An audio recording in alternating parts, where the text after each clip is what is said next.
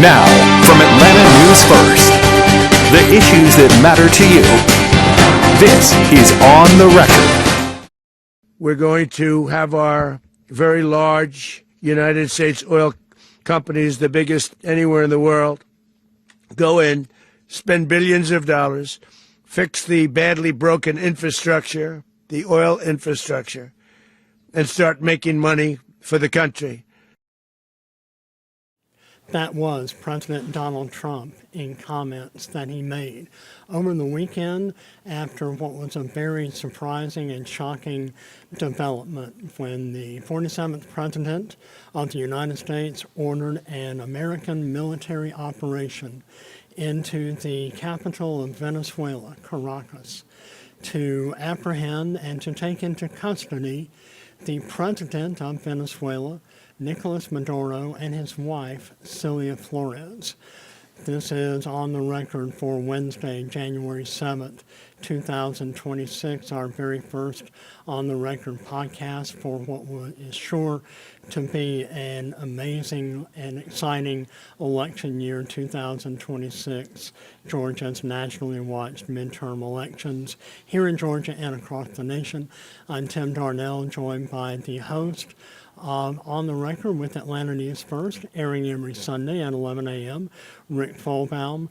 Rick, we woke up over the weekend. Maybe some of us were still enjoying a holiday weekend to what was obviously an announcement that still continues to be felt here in Georgia, in the U.S. and across the nation, that an American military special forces unit had gone into the capital of Venezuela in the middle of the night, local time, to take into custody Nicolás Maduro and Celia Flores, the President and First Lady of the nation of Venezuela. President Trump was acting on a federal indictment that had actually been issued by his predecessor, Democratic President Joe Biden. And yet now, obviously, he is meeting with a lot of criticism and condemnation from the Democratic Party. By and large, the Republican Party, with a few exceptions, seems to be really falling in line and praising the president for this very decisive action. And yet this was an indictment that was issued by his predecessor. Yeah, I mean, Nicolás Maduro, not a good guy, and you're not going to find anybody, not Republican or Democrat, who's going to stand up and defend Maduro and say that he had the right to be running the country, especially after he really rigged the last election results, an election that he lost, but claimed that he won and stayed in power as a result. And this is somebody who has really been a thorn in the side of American leaders for a long time and has aligned himself with some of America's biggest adversaries, namely Russia and China. There is an oil component to this. Venezuela, of course, doesn't have as rich of an oil supply as some have sort of made it out to seem, but there is oil there that is in place, and that is being used as the rationale by President Trump and some members of his administration for going in and removing Maduro and bringing him to the U.S. Of course, the indictment that you're mentioning and the overall reasoning behind this is that the Trump administration has given is that Maduro was in effect working with the drug cartels and allowing drugs, cocaine and other illegal substances, allowing them to be exported into the United States, and that those drugs then make their way into the U.S. and are responsible for the deaths of tens of thousands of Americans each and every year. And so that is also part of the rationale. And there's also, there is a lot to this, a lot of different layers. You talk about the Western Hemisphere and President Trump wanting to look after sort of our own backyard, in effect. Venezuela is not very far away from the United States, geographically speaking, and so it does, there is an argument to be made that trying to stabilize a country like Venezuela and get a healthy democracy in place there is something that would also be beneficial to the United States. So a lot of things going on there. The administration did not seek congressional approval before launching this military operation over the weekend. That has opened him up to some criticism from, as you said, Democrats, but also a few members of his own party. Who would have liked the administration to get congressional approval before doing this. That did not happen. Now the question is, what's next?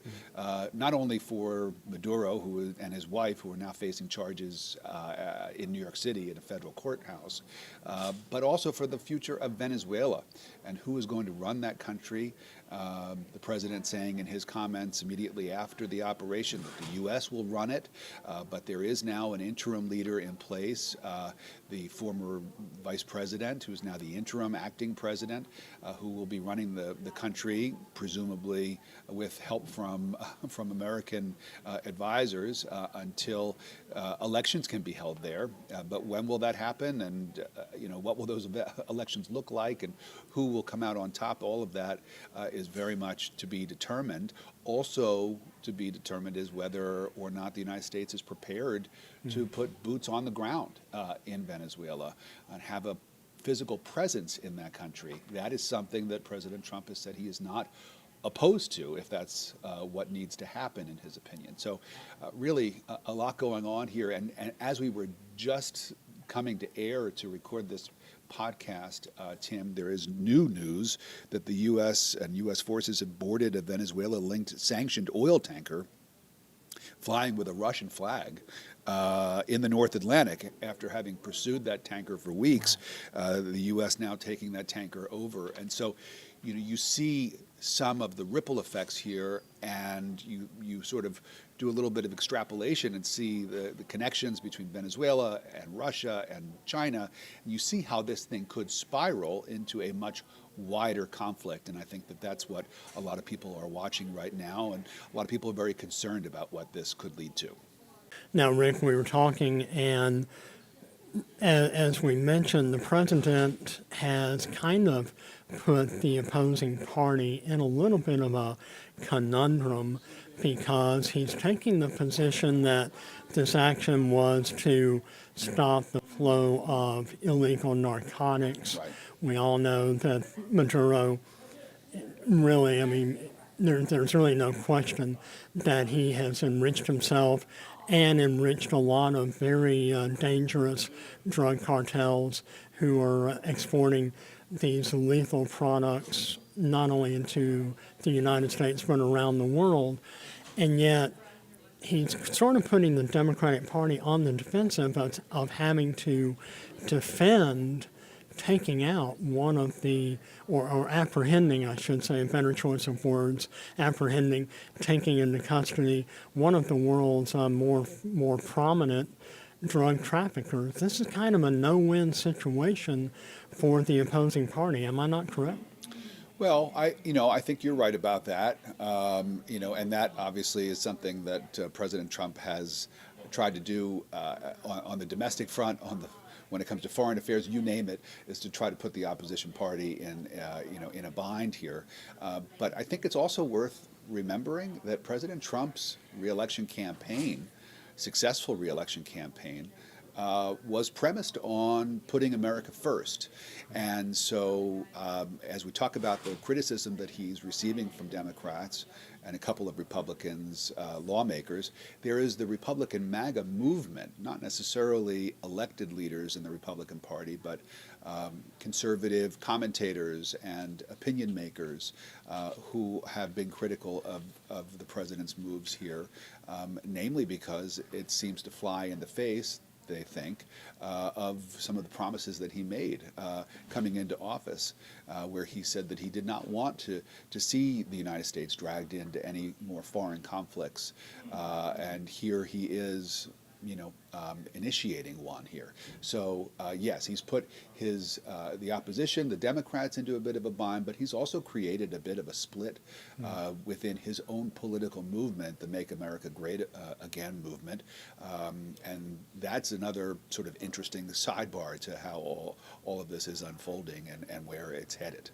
Well, speaking of the Make America Great Again movement, one of its foremost proponents, now former Georgia Congresswoman Marjorie Taylor Greene, while she was still in office, she made some very pointed comments on some various national interviews where she was criticizing President Trump for going back on a alleged promise that he was not interested in a regime change anywhere around the world. Yeah. And yet now we're looking at that very same situation in Venezuela.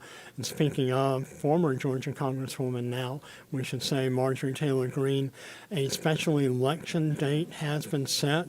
This took place late yesterday morning on Tuesday, January 6th, when Governor Brian Kemp announced a March 10th, 2026 special election to replace Marjorie Taylor Greene in Georgia's Northwest Georgia's 14th Congressional District. We also know that qualifying will begin next Monday and run from Monday through Wednesday, from roughly 8 in the morning until 5 in the afternoon on Monday and Tuesday, 8 a.m. to 1 p.m. on Wednesday. Qualifying fee is a little over $5,000, $5,220 if I'm not mistaken. Rick, we were in our on-the-record weekly meeting yesterday before all these dates and times were announced, and our producer for On the Record, airing every Sunday at 11 a.m., Taylor Mitchell had a list of 20-something people who have said they are running for Congress. That's all well and good, but I think it's wise to wait and see how many people actually pony up the 5K on Monday, Tuesday, and Wednesday next week, and then we'll have a really serious look at who are the serious, real contenders to become the next congressperson from the state of Georgia. This is a race that I think all of Georgia will be fascinated with, of course, but I think that the entire country will be watching this race because, number one, it is the seat, the former seat of Marjorie Taylor Greene, who made a name for herself in her short time in Washington, D.C. as one of the most outspoken members of Congress, and someone who really in her final months on the job seemed to backtrack on a number of things that she had said earlier during her tenure. But, again, the big spotlight on this seat also because it really kicks off this midterm election year when every seat in the U.S. House of Representatives will be up for re-election. And if history's serves, the party of the president, the sitting president, does not fare well in these midterm elections. And so there is a lot of speculation that the Democrats will be able to win enough seats, and they don't need to win very many, but win enough seats to take control over the House of Representatives, which could be a real problem for the Trump administration in terms of getting its agenda passed during the final 2 years of President Trump's second term. So this will really be sort of the kickoff to that election season, that we have the midterm elections coming up in November. The district itself, number 14 here in Georgia, is a very red district that has voted for President Trump, voted for Marjorie Taylor Greene and other Republicans before her.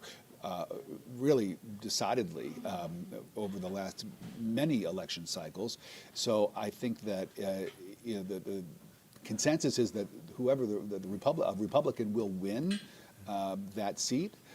But it'll be very interesting to see how well the Democrat does. And right now, when we say the Democrat, we're talking about Sean Harris. Right. He is a retired brigadier general, now working as a cattle farmer up in northwest Georgia, retired from the military. He did run unsuccessfully against Marjorie Taylor Greene last time around, but he has thrown his hat in the ring once again, and he's really the only real serious Democratic contender to announce an intention to run for this seat. I got a chance to sit down with him right before the holidays, and we'll be airing that interview coming up this Sunday on the record. I also got a chance to talk with one of the Republican candidates for this seat, Colton Moore, who is right now serving in the state Senate. He's been a sort of a bit of a controversial state lawmaker who is sort of cut from the same cloth as Marjorie Taylor Greene in that he doesn't shy away from saying controversial things and making headlines for himself. And I got a chance to talk with him as well. So we'll be airing both of those interviews on Sunday morning at 11 o'clock. So I would encourage people to check that out. And if you can't watch it live, we'll have it for you streaming on all of our platforms and our YouTube channel as well. But very interesting takes from both of these men on what their plan is in this upcoming election. And we should note that whoever wins this election, this victory will be perhaps short-lived, because they will then have to run again in a primary for the right to run in a general election, because the winner of this special election is only to fill out the remaining 11 months or so, or less actually, of Marjorie Taylor Greene's term. And then come November, that seat will be up for grabs once again. Whoever wins this special election will probably have a leg up on that race, but it's certainly not a guarantee. So a lot of interesting things to watch out for. We do know of a number of other candidates on the Republican side who have come forward and announced their intentions to run, and we hope to interview and sit down with every one of them between now and that special election, so that our listeners and our viewers have a chance to really hear what these candidates have to say ahead of going to the ballot box and making their decisions.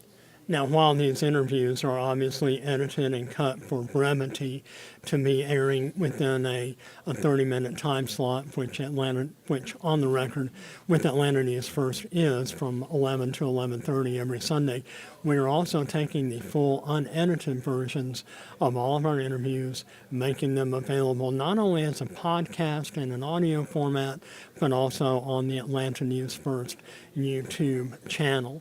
So we encourage everyone to stay tuned to those platforms. Another election date that I'll also throw in that I neglected to mention, if there is a runoff, which seems likely, after the March 10th election, if only a fraction of the 20 or so candidates who have expressed an interest in running, even if a fraction of those actually do qualify, there will likely be a runoff, and that will be on April 7th.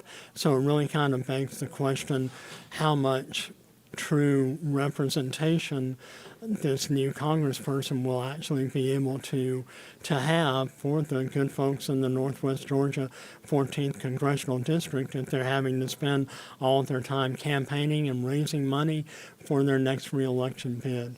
Well, that's right. I mean, I think that a lot of these candidates are probably looking at this special election as a way to gain an advantage in the upcoming general election, more than they are to sort of come in and try to do a whole lot for the district in that short amount of time that they'll have there.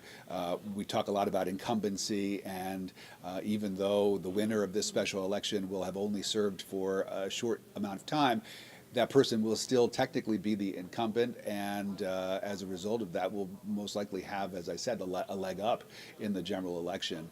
But it will be interesting to watch turnout, to see how many people come out and actually go to the polls for these elections. It's asking a lot of voters who may not be fully engaged in the political process at this point, in a midterm when there's not a presidential election on the ballot, to see how many of those people show up, and to ask them to show up repeatedly for these special elections, and then potentially a runoff election, and then a primary election, and then a general election. That's a lot of campaigning. It is, and we talk about how voting is a privilege, and it is. We hope that people go and exercise that right that they have to cast their ballots and have their voices be heard.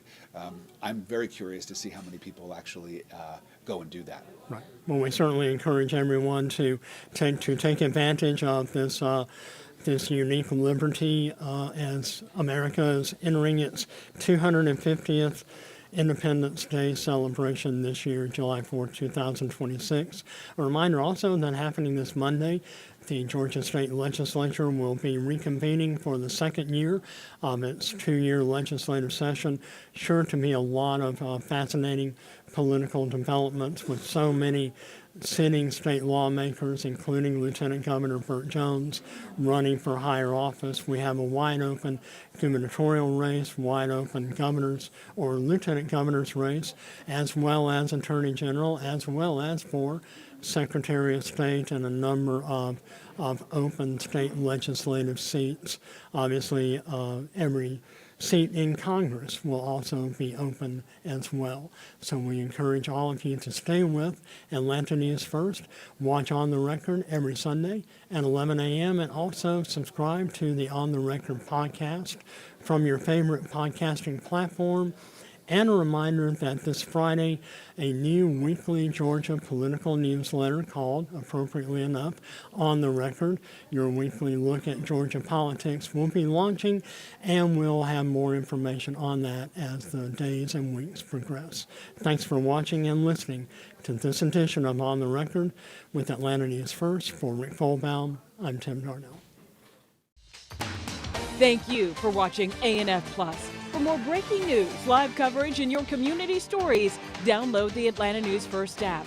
You can also watch us on YouTube, Roku, Apple TV, and Fire TV. To join the conversation on YouTube Live, visit our channel and hit subscribe.